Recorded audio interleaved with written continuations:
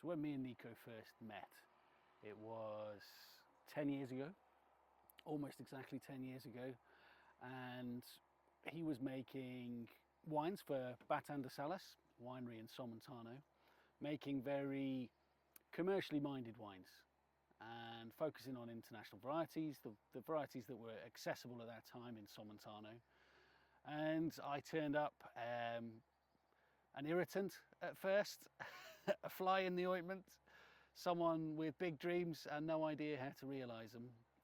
And I come out to Spain with my wife from Canada, from good jobs, from solid career paths, making wine in other people's wineries, looking for somewhere where I could beg, steal and borrow my way into making my own wines, my own way, my own style. Knew that I wanted to do that in the old world, had always dreamt of making wine in Spain, loved the Spanish way of life, loved the Spanish wines that we'd drunk, and thought that Somontano was the region where we would find the most scope for making the wines we loved, the wines we believed in. And met Nico at his winery and told him this big dream, told him that these big plans that we had for making these sensational wines. And he bought it enough to humour us into allowing us to share his winery space all those years ago. And one vintage turned into two vintages, turned into three vintages. And we continued making those international variety wines, and we noticed over those first few years that they were getting bigger and hotter and drier, and the alcohols were getting unhinged, and we were fighting to find acidity, and we were being forced to potentially make compromises to how we were farming and certainly how we were making the wines, and it felt uncomfortable. And you know, we have to try and sell wine, so we do have to make commercially minded wines every now and again. But we wanted to make wines that mattered. We wanted to make wines that had some substance and some credibility, wines that we were proud of, wines that we were happy to pour and share with our family and friends. And over the vintages in those early days, we bonded over that vision and over probably a few too many beers and gin and tonics and whatever else we were consuming at the time. And we were getting on, we were becoming friends, we were really engaged with the way that each other worked and the way that we saw the future of wine and the future of our wines. And when we were confronted with those hotter, drier vintages, we were looking for a way out. We needed to find a way of making fresher, lighter styles of wines. And the gateway was 2020, which is where we found the Moristel. You can follow the Moristel video on my page, and I've already written extensively about the Moristel. But it was a real turning point for us. It was an opportunity to work with something that was naturally the style that we were craving. It was naturally offering us a difference to the international varieties and giving us an opportunity to farm in a different way. And we ran with it. You know, I talk in my tastings a lot about how convincing the parent winery, the owners, to back us on this project was a bit like being really good at an Olympic sport that isn't particularly well fancied. You know, you've got to over deliver early to secure the funding for the next rotation, and that's what we had to do in those early years. In 2020 we worked really hard with that Moristel to prove that this was something that we could hang our hats on, something that we could use as a springboard for the future and redefine what we were doing and redefine what was happening in our part of the world. And the Moristel led to exploring other varieties, and we found a grape called Paraletta, which is still the most confusing grape I work with. I still find it an awkward experience in the cellar because it comes in full throttle, like 100 miles an hour. It's full of acidity, full of freshness. It's really tight, really struggle for expression of fruit and depth and complexity for it to start off with. And I find it really disjointed in its early form. And then after a few weeks, it's like someone flicks a switch and it becomes this really interesting, really exciting, bright, vibrant and dynamic variety that has all sorts of plums and damsons going on and things like that, with this freshness, with this lightning bolt of acidity, extraordinary colour to it as well.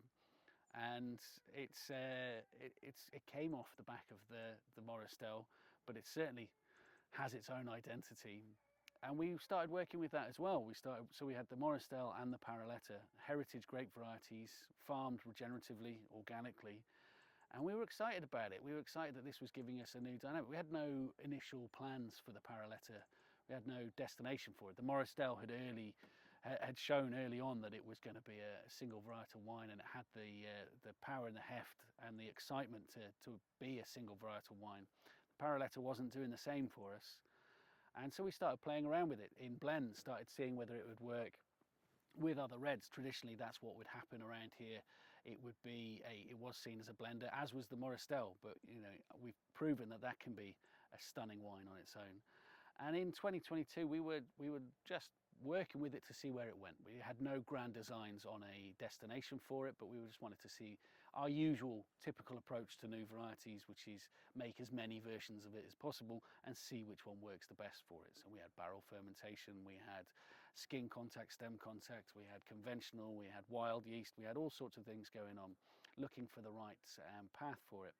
And then as we were discovering how good it was, we started trialing it with the Moristel, and we liked the blend. It had a beautiful top and bottom to it, but it was missing something in the middle. And we did some digging, or I did some digging. I mean, the guys here already knew the history of the region, but I realised that there's 3 heritage grape varieties in Somontano, 3 heritage reds, certainly, which are the Moristel and the Paraletta, and also Garnacha. And Garnacha is a international blockbuster, right? It's working in tremendously in a whole variety of countries, but it actually originated in Aragon, and we are part of Aragon. We are quite far north in Aragon. I don't know how much of a claim we can make to being the actual destination of its birth, but we're claiming it as one of ours. And the beauty of the Garnacha is it's so voluptuous in the middle. It's got such a rich mouthfeel to it, such a beautifully structured palate, that when we blended it with the Moristel and the Garnacha, we realised that we were onto a sensational thing. And so this concept of making a heritage blend was born. It was Paraletta, Moristel and Garnacha, the 3 grapes that have been in Somontano for over 2,000 years, and we were making it in a very similar way to how people would have been making it in all those years ago. We were foot pressing, we were stem contact, we were wild yeast, we were holding the grapes in the cellar for much longer.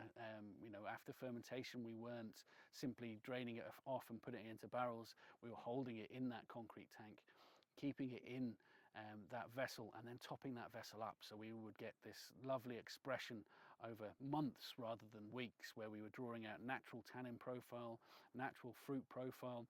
There's a little bit of carbonic going on in there, so it's a little bit of that confected side to the fruit, but with that Moristel, it's got a lovely herbaceousness underneath, so we're not losing that. We're not going too far down the bubblegum route with the fruit flavors. We've still got some austerity to it, some astringency to it, some weight to it, but it's a beautiful.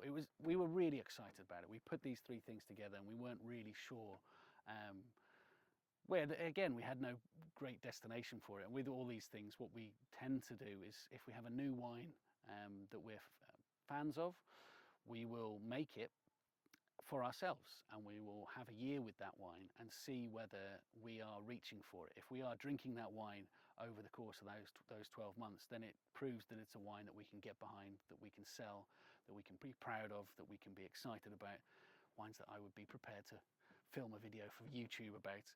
And that's what we did with that first iteration. We put it together, and I brought some over to the UK, and this is where the story gets a little bit fun, a little bit ridiculous, because we brought some over to the UK without a label in 2021. We weren't sure, with 2023, sorry, and needed to put something on the bottle. So I said to my wife, I said, she's an artist, she's a superb artist, and I said, can you knock me up a label?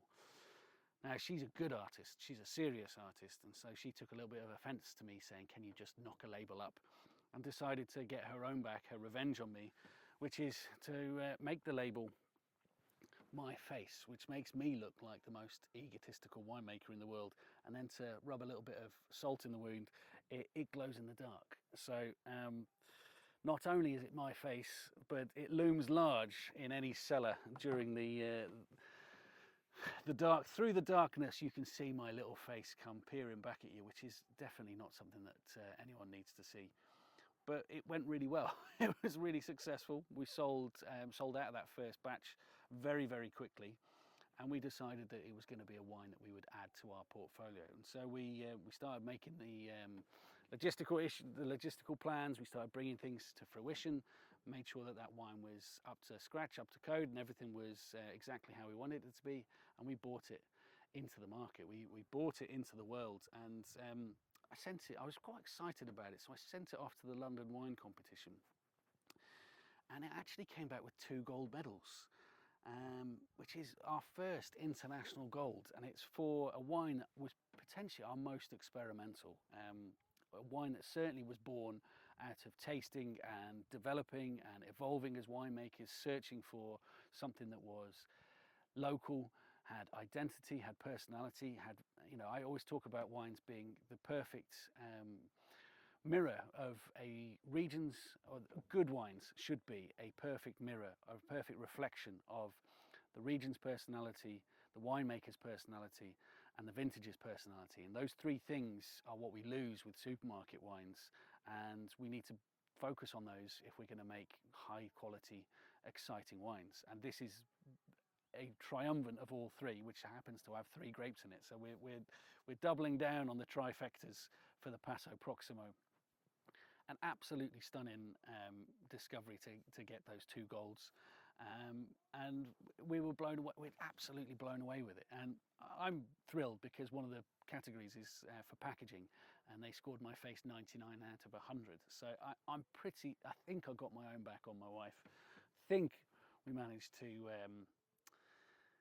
square that joke away in my favour by the end. But anyway, what I should be doing is telling you about the wine itself. This is Paso-Próximo, and we're still on the 2022 at the moment. That vintage that we got so excited about is still available, and it's still the double gold medal winning wine. And I think it's tasting better and better every time I open a bottle. It's a really cracking insight into where we've come from those early days making international varietal wines, making the Paso Primero range, which we still love, but they are better as a result of making this wine. They are benefiting from all the experiments, the new varieties, the new farming, the new techniques, the new style, the new approach. All of that feeds through all of our wines, and this one is kind of the showpiece at the moment. This is sort of the jewel in the crown. This is the light that's guiding the way. Whatever metaphor you want to use, it's the one that we're really, really excited about at the moment, because it's showing us what's possible, and doing so in a way that is affordable and it's really easy to get behind. You know, you don't need a 13-minute YouTube video to back it up. You can just take the top off this, and it's winning fans and favours all over the world. It's just a big, bright hit of fruit straight away. You're not going searching for it. You're not sifting through some unusual characteristics that you might get with other wild ferment wines. It is big, bright, obvious nose, lovely cherry fruit, Somontano's staple cherry fruit, but the Moristels bring in some herbaceousness to it. I always see it as a sandwich, with the Paraletta bringing the high notes, the Moristel bringing the low notes, and the Garnacha really giving it some middle and giving it some structure and some weight.